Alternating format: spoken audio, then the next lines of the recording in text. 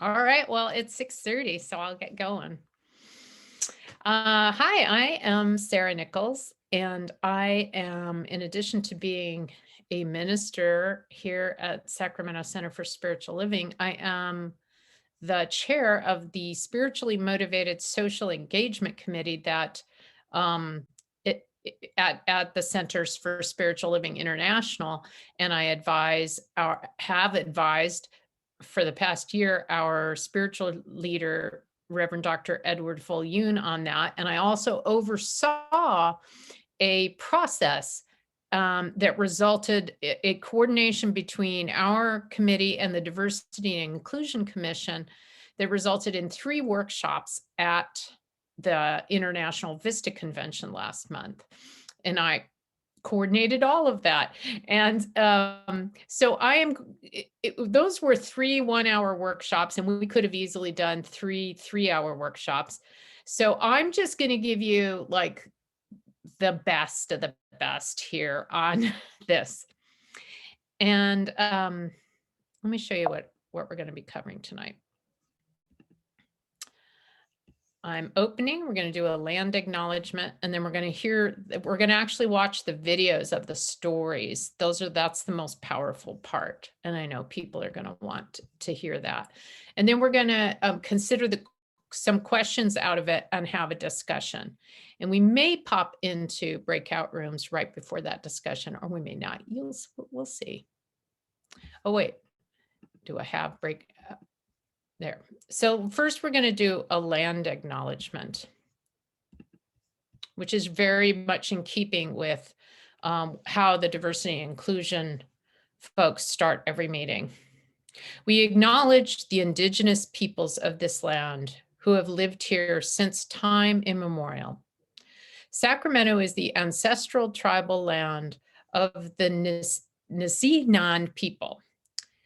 We also honor the Southern Maidu people to the north, the Valley and Plains Miwok people to the south of the American River, and the Patwin Winton people to the west of the Sacramento River. And you may wonder why I haven't prayed us in yet, and that's because we're going to now, I'm going to show you our wonderful Reverend Martha Quintana is going to pray us in through this recording and take us into the stories.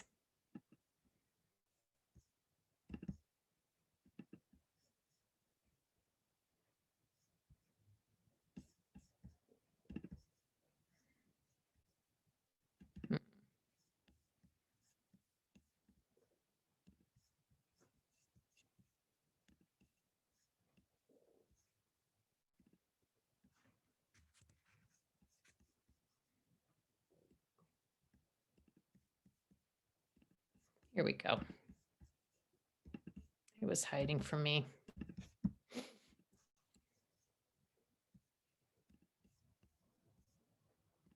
Welcome, everyone. My name is Reverend Martha Quintana. I'm the Global Services Coordinator, and welcome to a joint project between the SMSC Committee and the Diversity and Inclusion Commission. And today is called Putting It All Together. First day, we've had 2 separate ones, and today it's all together. And so I'll start with an invocation. Okay.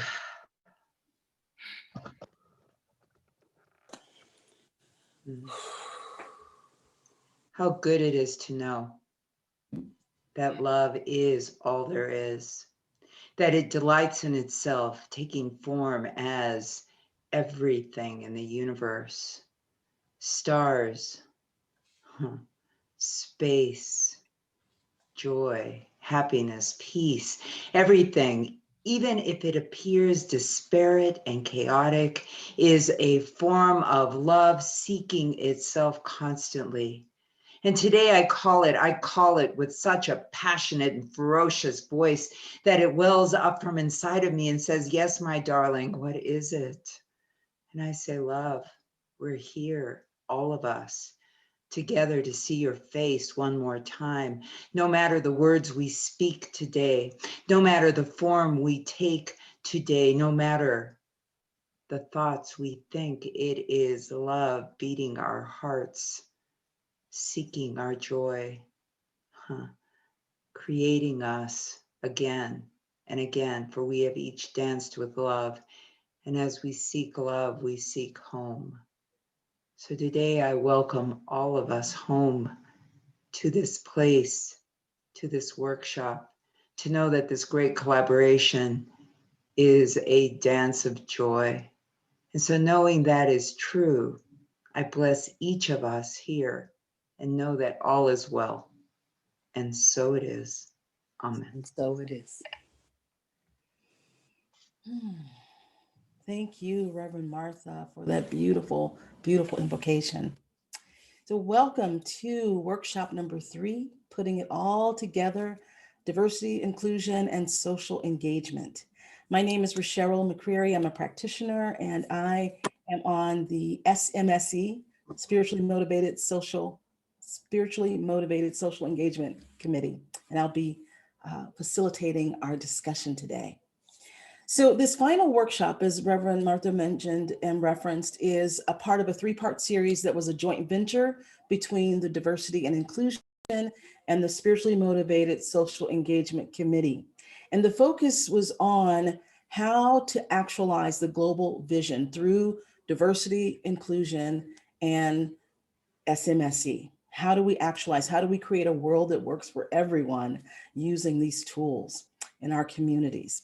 So workshop number 1 really focused on leadership. So developing successful community leadership through diversity and inclusion. Workshop number 2 focused on how and exploring how socially motivated social engagement could take place in your community, what that might look like.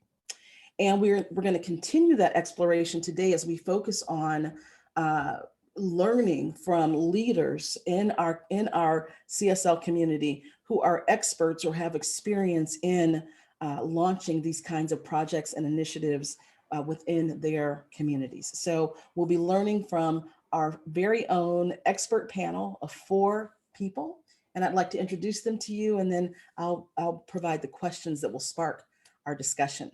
So our 4-person panel consists of Reverend Rafe Ellis, and he is at the Sierra Center for Spiritual Living.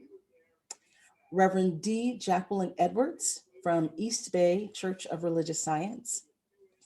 Lynn Daniels, RSCP from East Bay Church of Religious Science. And Reverend Masando Hiraoka from Mile High Church. So each of those beautiful rays of light will be discussing these questions.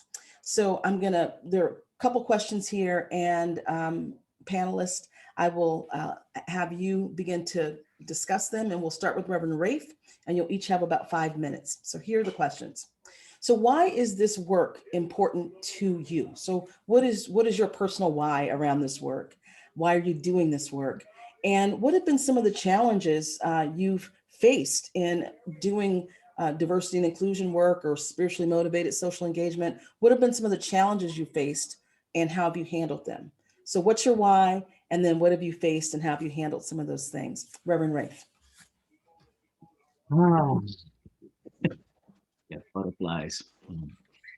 So my why is because I was born as this incredible hub of intersectionality.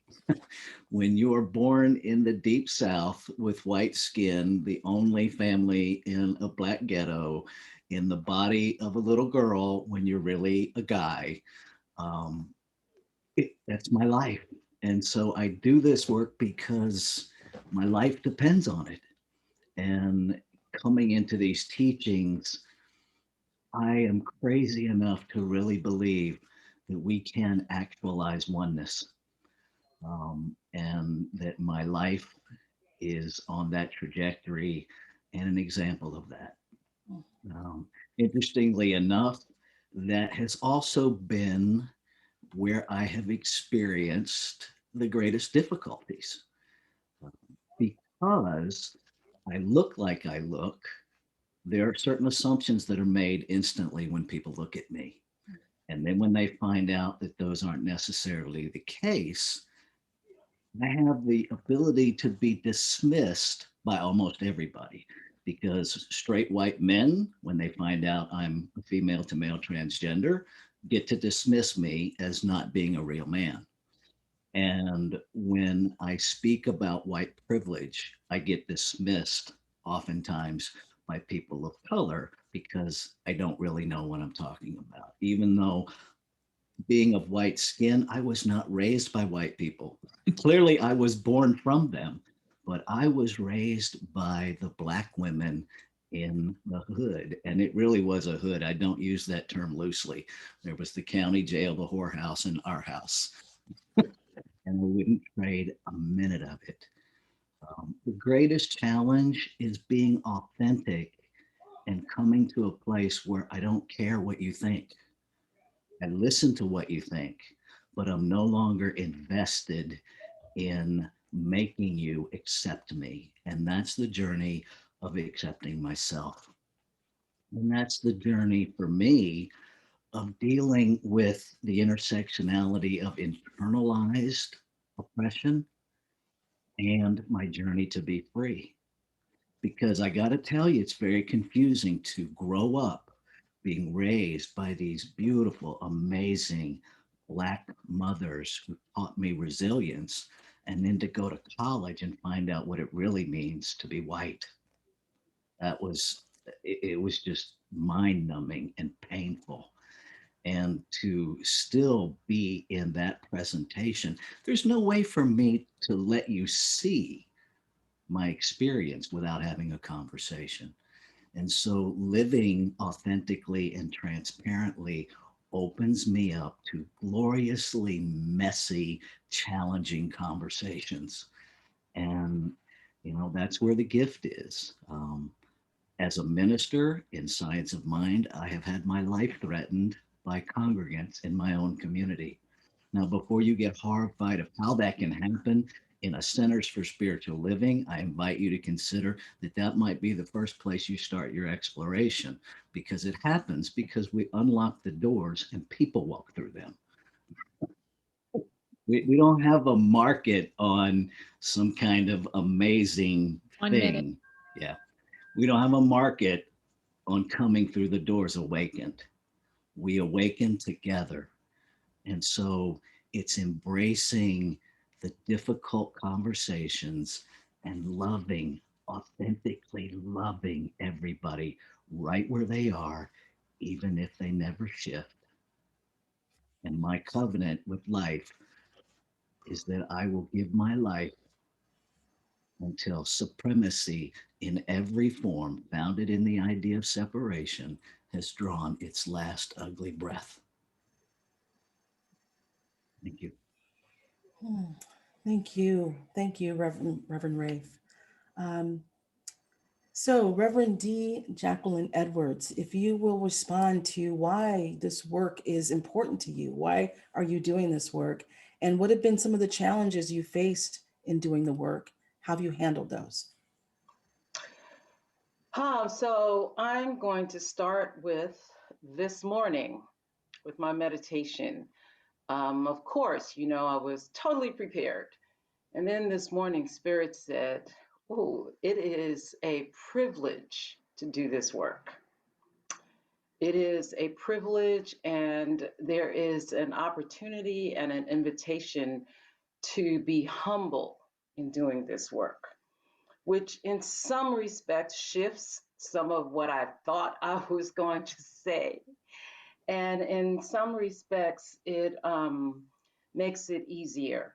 So I want to start with this piece of spiritually motivated. And I'm going to start with this quote from Ernest Holmes, who says, "Man partakes of the divine nature, and the divine nature is man. The recognition of this is being born of the Spirit. But we cannot be born of the Spirit unless we do the will of the Spirit."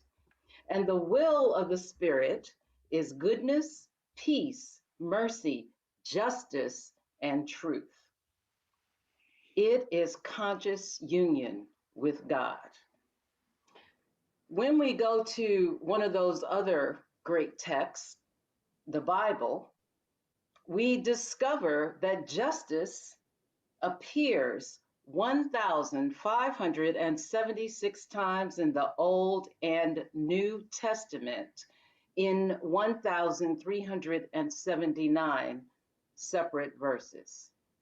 So when we look at this thing that I'm referring to, which is social justice work, both as an individual and as a community, East Bay Church of Religious Science, what I and we are looking at is standing on the promises and coming from what we say, what we claim we are about. And what I realized in this moment is that in that way of challenges, my answer to that was the challenge is finding the words to say how and why we should be doing this work. What I realized in this moment after my little revelation this morning is that the challenge may be on an individual and a collective place of asking, what do I believe? What do I believe is true? What is it that I glean out of this thing called science of mind that I want to apply in my everyday life? So when I answer that for myself personally, I get this ministry, not unlike Rafe. There's some ways in which it's inherent to who I am because I grew up in the Black church. And I just want to tell you that the public networks are doing a wonderful series on the Black church. So I'm going to refer you to that. I'm not going to drill into it. I will just say that the one I grew up in, the Abyssinian, is mentioned in that and interviewed. So I personally come from this understanding that there is an interrelationship between my spirituality, my religiosity, and the work that I do in the world. I believe that this thing called religious science is, as David Alexander and I like to talk about back and forth, a liberation theology.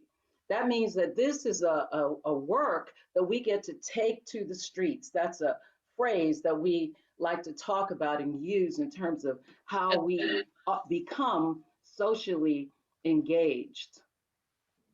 Malcolm X said that when I is replaced with we, illness becomes wellness.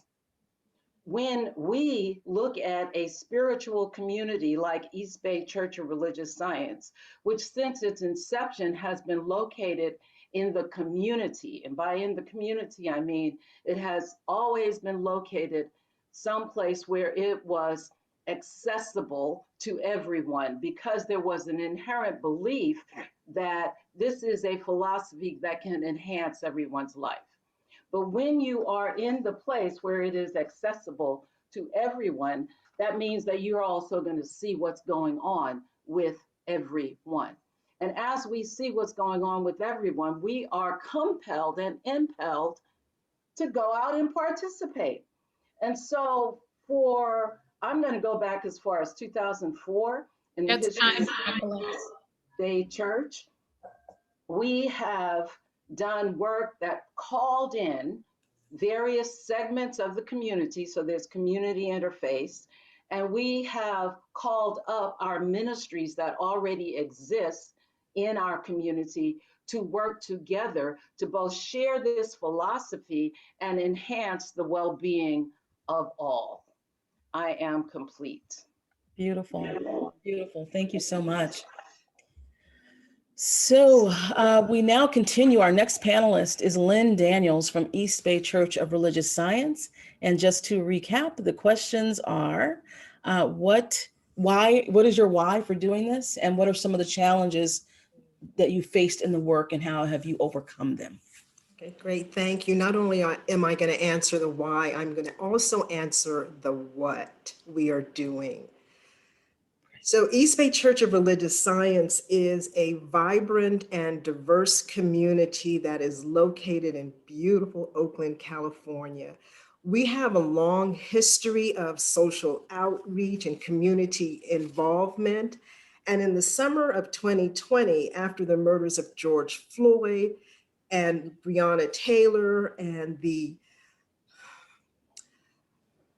awful press that the Black Lives Matter movement received, we decided that there was much work that we needed to do. So Reverend D. Jacqueline Edwards, our board president and practitioner Arlene King, and myself got together. We talked, we prayed, we visioned, we did compassionate listening, we went into the community. And from that, our sacred activism ministry was born. Our sacred activism ministry is comprised of 7 pillars, and it is a combination of programs that already existed within East Bay and new programs. And I'm going to run through these pillars really quickly and then talk to you about the challenges also with the work that we're doing. The pillars are diversity and inclusion, and that includes expanding knowledge and understanding about diversity, restorative justice, which we expanded, was one of our existing programs, and we expanded to include working with women that are incarcerated. It also included healing circles and juvenile justice, trying to do work to stop the school to prison pipeline. Our third pillar is civic engagement. And we had programs of nonpartisan voter education that was based in Oakland and surrounding cities, where we did education on local and national voter education issues. We had a wonderful panelist, Dr. Jelani Cobb, and our very own Reverend Derica Black, who did a on voting as a spiritual practice. Our other pillars are environmental justice, and we're getting ready to roll that program out on Earth Day. Community engagement, which is partnerships with civic, nonprofit, and religious organizations in Oakland and the surrounding communities. Health and wellness, which was also an existing program, is now focusing on how we can safely re-enter our church post-COVID-19. And one of the programs that I really want to highlight is our outreach to sidewalk communities and tent cities. East Bay provides over 1,000 blessing bags a month to people in sidewalk communities, people in tent cities.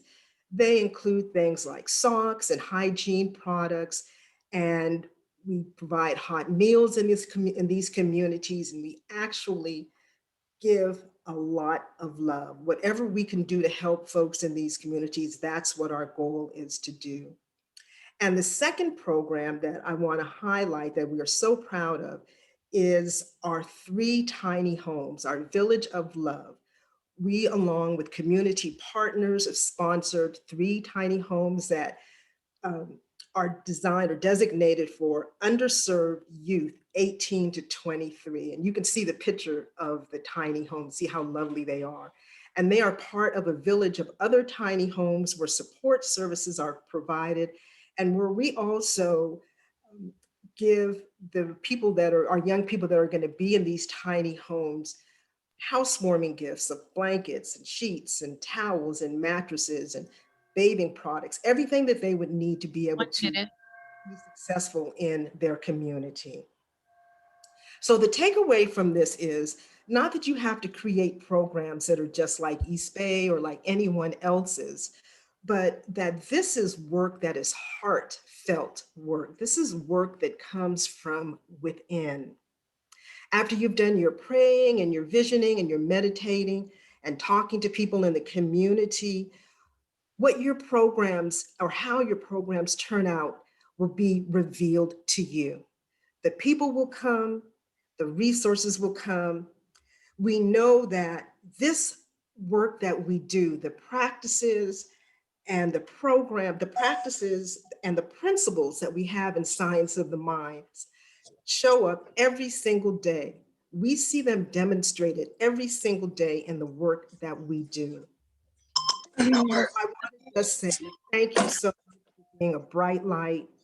Thank you for being committed to doing the work in the community, for being a compassionate community, for being willing to go out there and help people and be the blessing.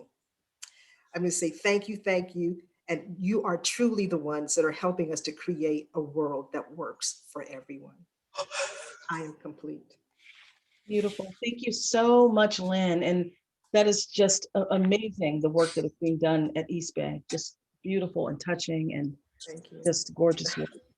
So our next panelist, I just want to remind you, Reverend Masando Hirooka, that the question before you is, why is this work important to you?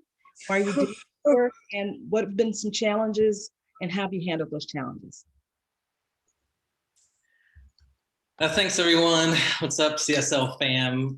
So good to be with you all. You know, I think the importance of this type of work, like this kind of approach of doing ministry that continually calls me not to turn away from the world with all of its complexities and challenges, but to lean into the issues of the world through the theology of science of mind in order to better meet the world's challenges, to make sense of them, to be part of this world's evolution.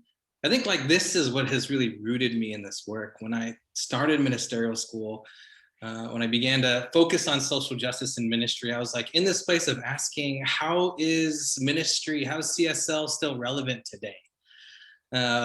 What is it really bringing to the table? And what I came to over and over again was an approach that brought these principles of oneness, of empowerment that comes with co-creation, of the implications of a belief in the sacredness of all of life, right? Like that really led me to seeking to apply these same principles that we've utilized so often in an individual and personal way, and just applying them out collectively and socially to the communities that we live in. And I found that it actually is calling me to a deeper place of engagement with what we believe, right?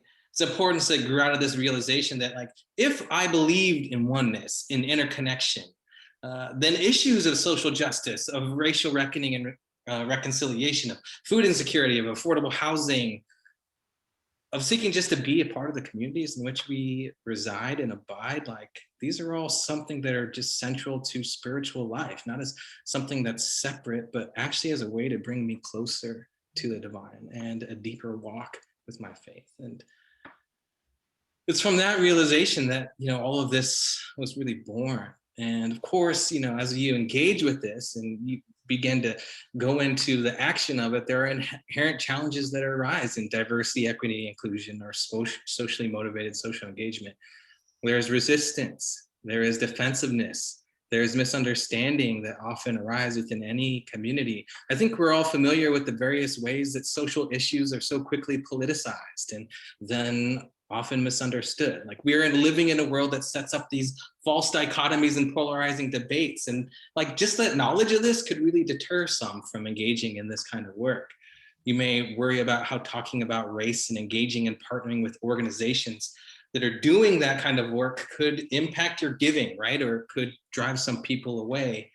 I have no judgment around that, right? And if that's where you're at, that's fine. But this is what I have found, right? Like that in order to engage in this work, like was shown on that last slide, we have to be clear about our values, and that any work that we do, especially out in our community, they must be grounded in and grow out of our beliefs in oneness, in co-creation, in a value of healing of what has come before, a value of co-creating a world that works for everyone. When those values are clear, when the vision is strong, then the conversations and challenges that arise that will like inevitably arise will be held in that context of those values, and that will support you, that will allow you to come back to the place of what you're really doing and why you're really doing it. At Mile High, we have a purple organization. Like we have very mixed political identities, all sharing the same spiritual community. We've had to ensure that we are using language that is our own, that intentionally avoids language that can be found in a meme or misunderstood. So we find our own language to communicate our social stands of environmental sustainability and interfaith engagement and human dignity. A socially engaged ministry and creating initiatives and creating policy around diversity and equity inclusion are the very activities that aren't like something that's separate or siloed, but they're actually the very activities that allow us to accomplish our mission and our vision, right? So it's important that we operationalize our values, right? That we don't just use them as a way and just post them on our website to get people to come through the door or to feel like you might be more appealing to a demographic that might not be showing up. In Mile High, like this is the work that we're doing this year. We've gone through a 6-month class around identity, diversity, equity, and inclusion, which included partnering with a consultant and a ministerial team that did 40 informational interviews with people of color, a ministerial intern rather, and finding themes in their experience that were often very difficult to hear and to talk about. But we knew like these stories were the most valuable part of our time together. And the work only actually began there. Like now we are working to build what we've learned into every aspect of our organization, right? To operationalize, to systematize the value of diversity. Hi, Masanda. Oh, sorry. I'll just close with saying, right? Like you will be moved by your intention and the values that you hold. And the actions that come from that will match your community. So you don't have to try and reproduce anything that's been said, but simply trust that your values and your mission will lead the way. Beautiful, so powerful. Thank you so much, Reverend Masando. Just so inspiring. So we're going to move to breakout groups now.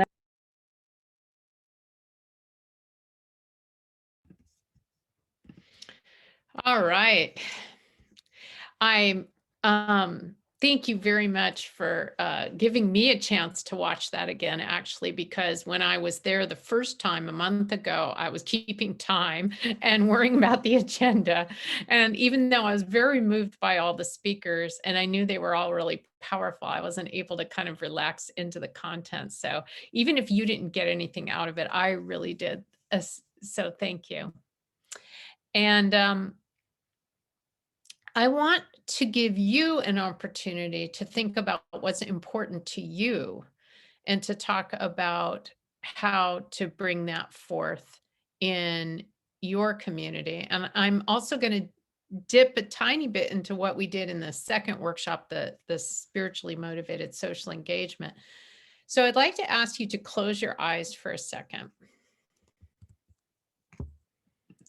And just take a breath. And picture a ball of light in the middle of your body somewhere. And just allow that ball of light to roll up the front of your body, taking with it any stress, and go down the back and come around, carrying down, activating all your energy centers, and then come up the front of your body again.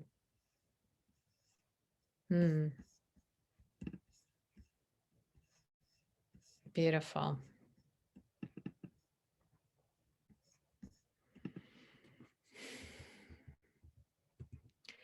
And now just picture in your mind's eye, what's going on in your community?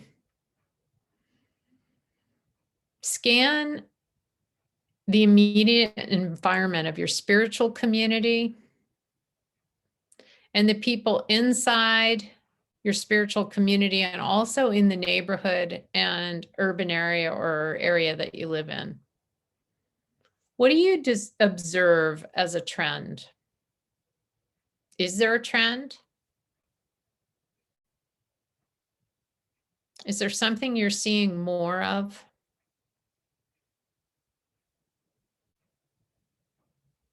Is there something you're seeing less of? It could be something that disturbs you or concerns you, or it could be something to celebrate. And just take a minute to scan the internal and external environment. What do you observe? What are you seeing more of?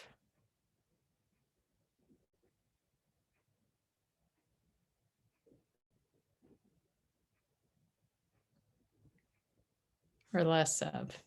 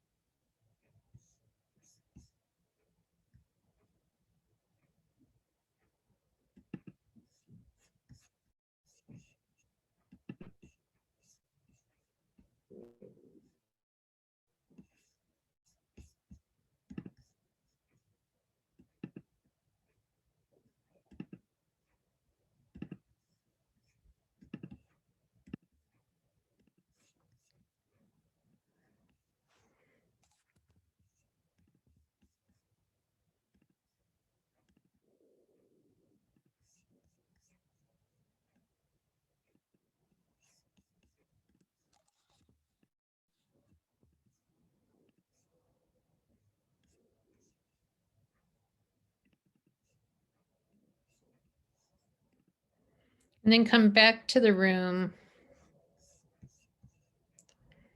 and it's just sort of informed by that environmental scan that you did. Consider these questions, which are similar to the questions the speakers had. What is important to me personally? And what would doing this kind of work look like for me? What would doing the work look like in my spiritual community? What challenges are there in doing the work? And let's first start with either.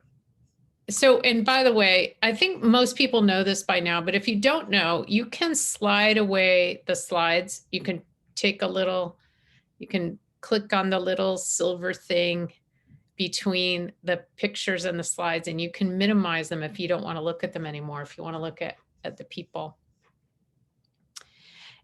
But you can also keep them up.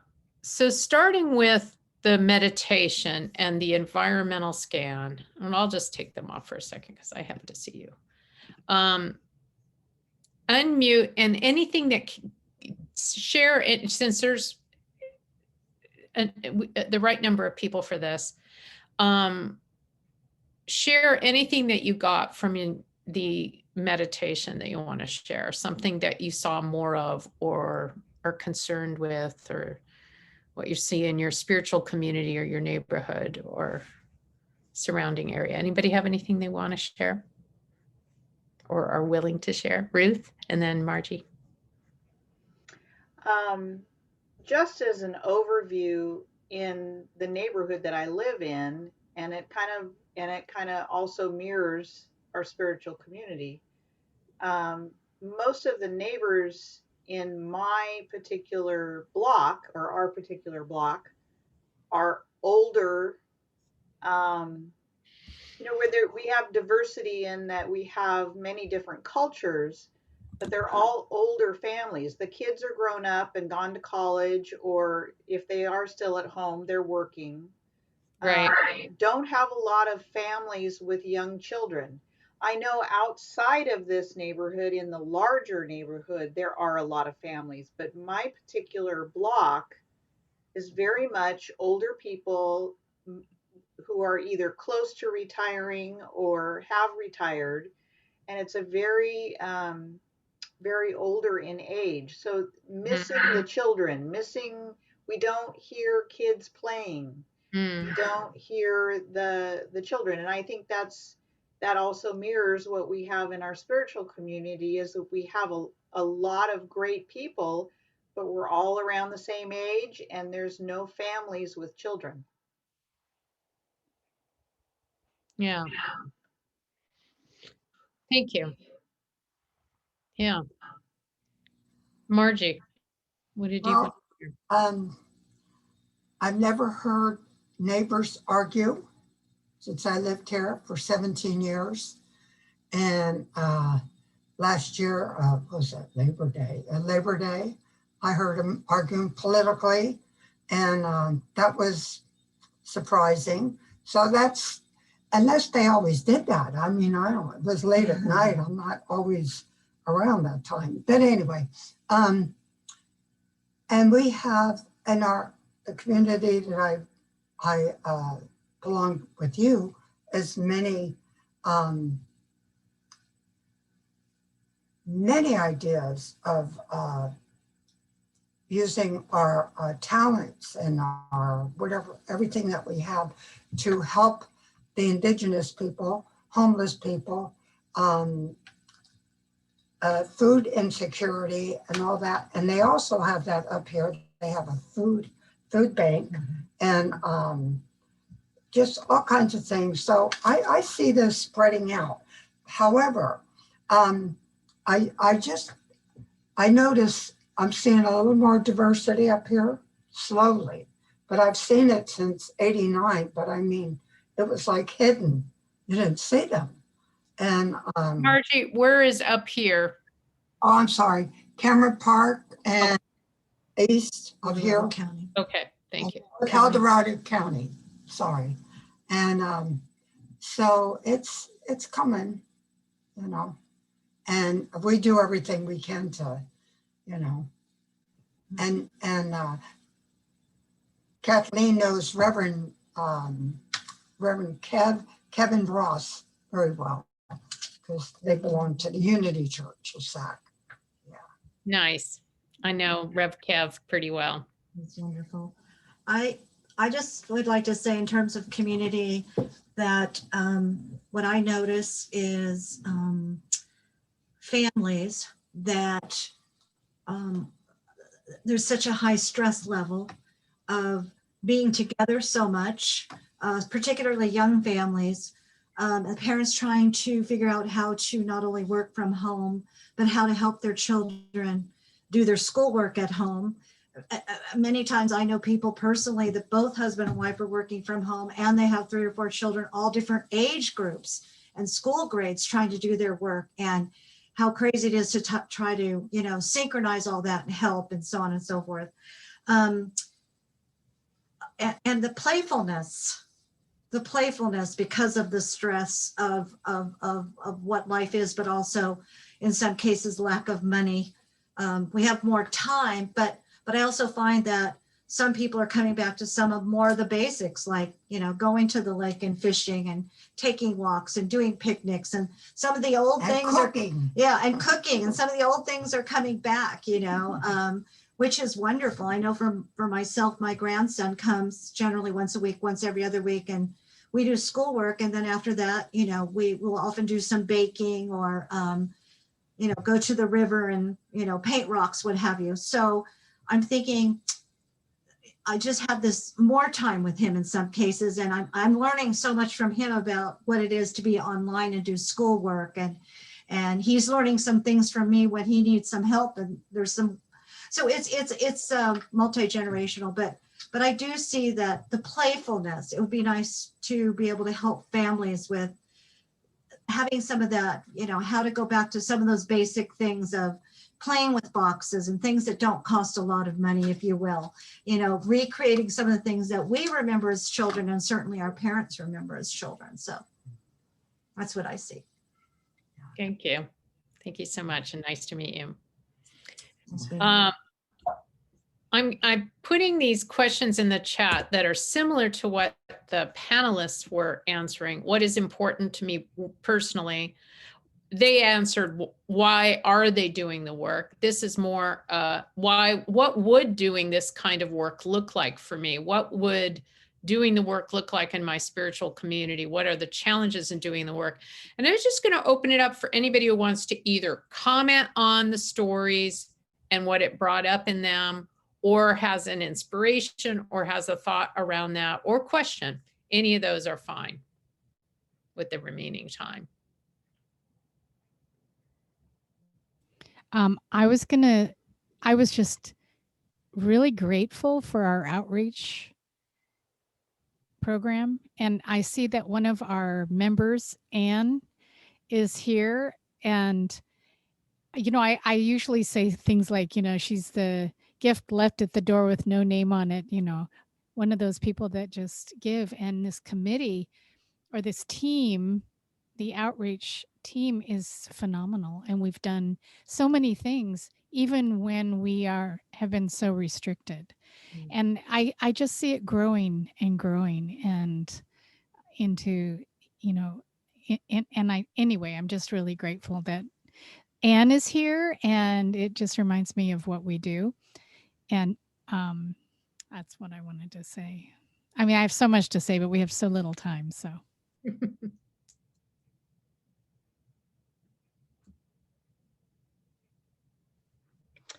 Well, I would like to say that our outreach community has been helping out with HEART, which is a group that works with the youth and those wanting to find jobs and become homed, and many situations where people need help.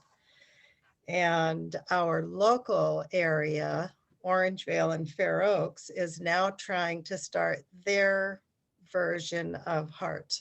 So they're having online meetings now to try and find committee leaders who will organize it and get it started. So we've listened to the various communities already established, and it's amazing what they do with no funding except what comes out of the community. So it's quite remarkable.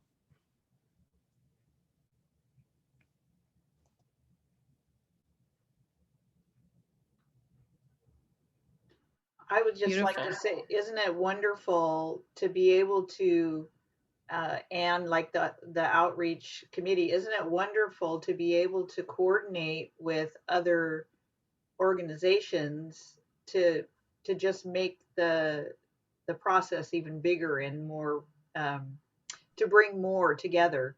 I think that the cooperation with other organizations is so great for us to be able to be involved in that. Yes, because we're a small group, but they're a large, well-organized group. And so the small amount that we can do all pitches in to make it a big effort. So yes, it's great. Lovely to see. But I was also thinking that in Reverend Masondo, he was the last speaker, and he was talking about how it all grows out of our values and our vision and our mission. And I was thinking how organic it seems that your outreach ministry has been with that. And that is the kind of thing he's talking about. That and whatever else, right? One of my favorite prayers is, what else is possible? So that is it's a question, but it's also a prayer, because it's asking for Spirit's highest idea of itself. So if all of you can indulge me by just repeating after me, what else is possible? And now as we go through, we're not done yet, but I'm just saying, as we go through our week, just keep saying what else is possible regarding this issue, right? The idea of what else is possible to come out of our spiritual community. What's important to me? What's important to me that I'm not addressing, that I could address, right? That I could take some spiritually grounded piece of action in the world. And it may not be inventing something new, as Ruth said, right? It may be that it's already out there, and it's a matter of participating in that which draws me and calls me. Or it may be something new. I really love Facebook for connection. So I have connected recently with more of my Hawaiian family. I literally go to church every Sunday with my Hawaiian family. I know there's songs now, literally, because, you know, we can look at it later, you know? And so, I think what's really important, the reason I bring this up is because, you know, I have this giant, um, giant binder of my Hawaiian family. And I really think it's important, what has become important to me, to learn as much as I can about my identity. And it's just been such a fantastic, you know, revelation. What happened to my family in Hawaii? You know, what happened to their homeland? What happened to Sacramento and the indigenous people that lived here? It translates for me to get to know myself. And I just found someone who knew all about my great great great grandfather, and that piece has been missing out of my binder, and now I have that piece. um and so, you know, we have the Hawaiians and then we have the Portuguese, and it's a huge piece that I'm getting to know, just like I would get to know the Irish. And so I think it's really been important for me to start to learn who I am as well. And I think that if it's important to me to know who I am, I know it's important for me to get to know who you are. Yeah. And also go ahead, Steph. What I would like to see is a way for us to really help people see that each person is a human being first, a person first, regardless of sex, gender, money, anything. If we could just find a way to help people see that that's what's really the truth about each person, I think that would be a huge step in making a world that works for everyone. I don't know how to do it, but I propose that to be something to focus on. Well, maybe you do know how to do it. You're bringing it up. So what else is there in that for you? What comes to you? Well, I just took a class on the Yeah. difficult conversations. Difficult conversations. Yeah, and one of the things that I discovered that was really incredible is we all shared our stories of our lives, and we didn't even know we were going to do that. But I made a friend out of that class that I had no idea I was going to make. That I heard that person speak, and I could hear behind the words what they were about, and I was able to see, oh my God, this is someone who knows what I know. They know that people come first, regardless of sex, gender, color. And so now we're like connected. Maybe we could do something like that. I don't know. It's just what came out when you asked the question. But I'm so wanting people to see that everyone is a person first. Well, one of the things that was both the through line of those 4 stories was story. And Reverend Masando also talked about the importance of story as a way to connect. And Reverend Rafe also talked about, and I thought of it, I was about to say it actually when you raised your hand, when Reverend Sharon was talking about how in his case, and actually Reverend Jacqueline also echoed to this, in his case, it wouldn't be without him telling his story and having a conversation with you that you would know all the things that are different about him and how he was raised. And that's the same with Reverend Sharon, I think, right?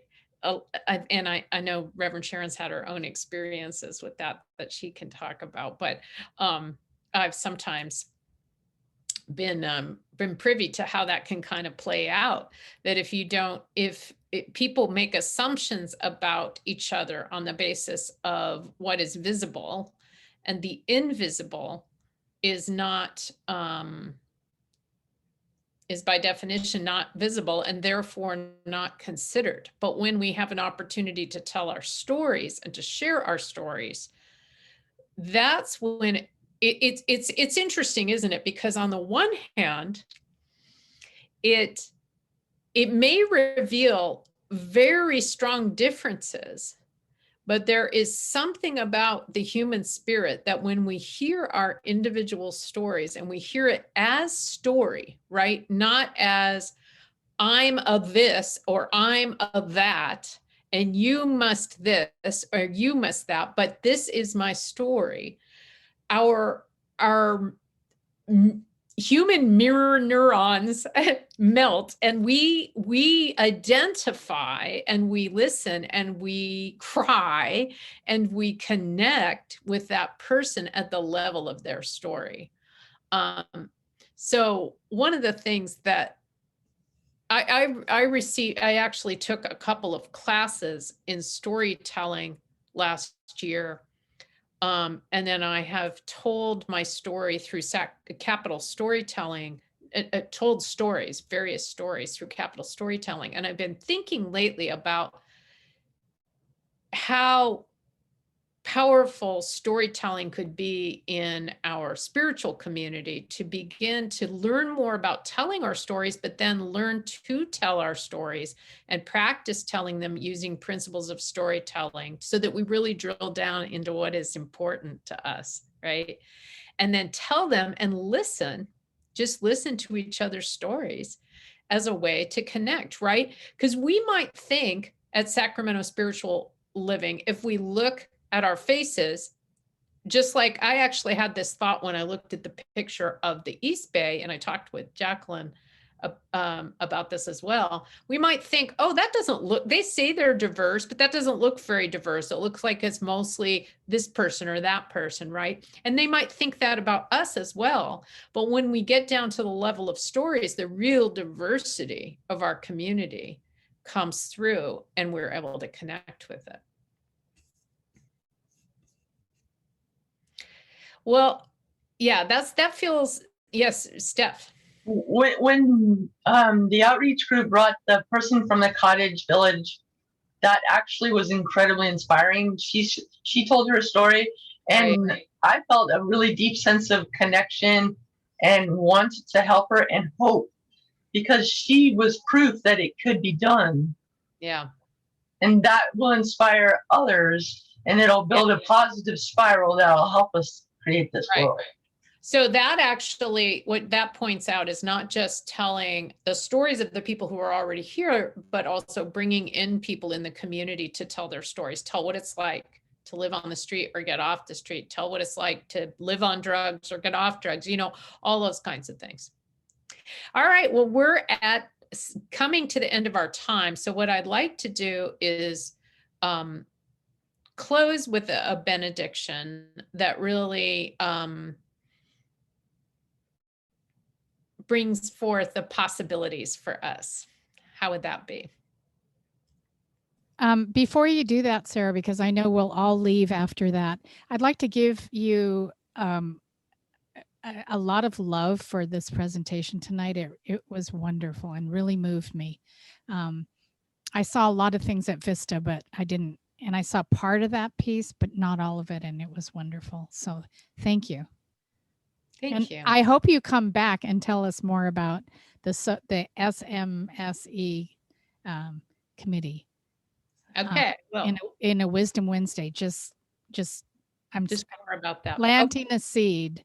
Okay, I will do that. So take a breath with me and just connect with gratitude.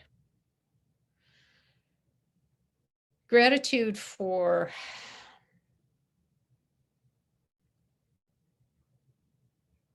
the vision of the world that works for everyone, that we have, that we share throughout Centers for Spiritual Living and other new thought institutions like Unity.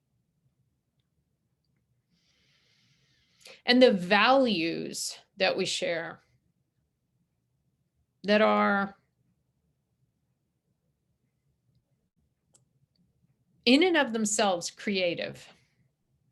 Love, justice, diversity, caring, ethics, and so much more. Those are the power. Each one of those values is a seed which contains within itself everything that it needs to become more of itself. And we who are at the Centers for Spiritual Living are planting those seeds and watering them with our tears and our prayers and our love, and seeing and tending to them and seeing how they grow. We know how they're growing here at the Sacramento Center for Spiritual Living. We know some of what is happening because some of the tendrils from these seeds have already reached above the ground and are out picturing as our outreach program and food and warmth that we are and love that we are distributing.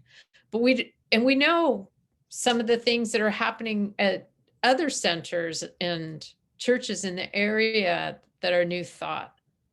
But there's also so much activity below the level of the soil in consciousness and in roots that is getting ready to sprout through and show itself. So many things that during this time of dormancy in the world, so many seeds have been planted, so many seeds have been watered, so much work done in consciousness that is coming to fruition and coming over and out right now.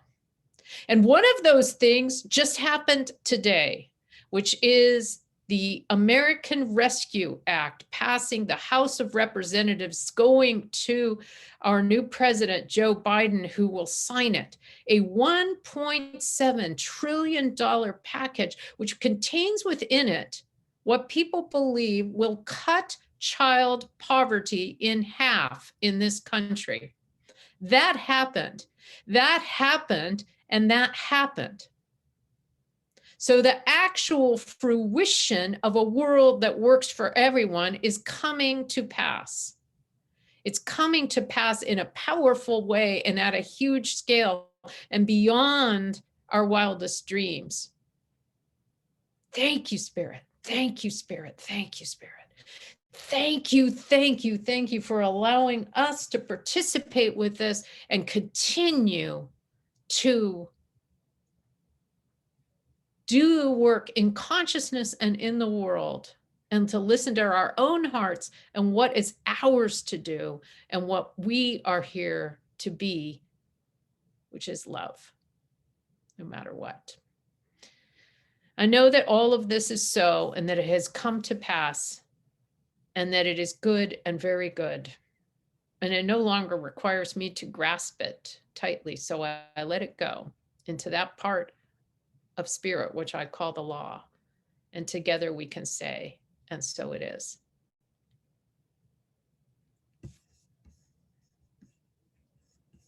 And you can stop recording. So you guys